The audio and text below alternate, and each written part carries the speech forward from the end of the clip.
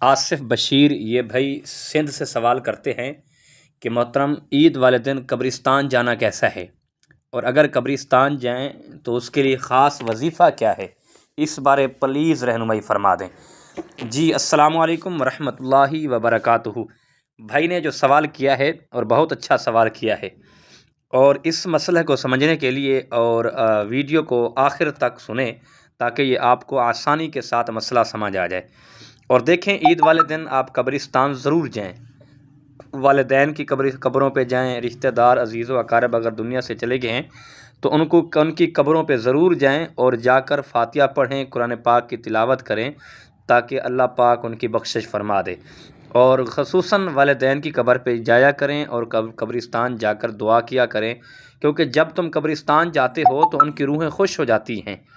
کہ ہمیں ملنے والے آئے ہیں۔ اور جب بندہ قبرستان جاتا ہے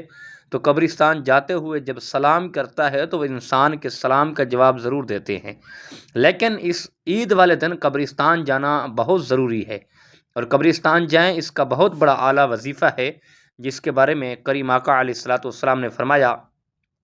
کہ قبرستان میں 1000 انوار داخل ہوتا ہے۔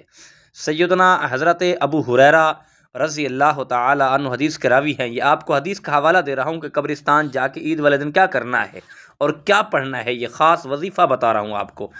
حضرت ابو ہریرہ رضی اللہ تعالی عنہ سے روایت ہے کہ اپنی عیدوں کو تکبیر سے زینت بخشو۔ آقا کریم علیہ الصلوۃ والسلام ارشاد فرماتے ہیں، جس نے عید کے دن 300 مرتبہ سبحان اللہ و بحمدہ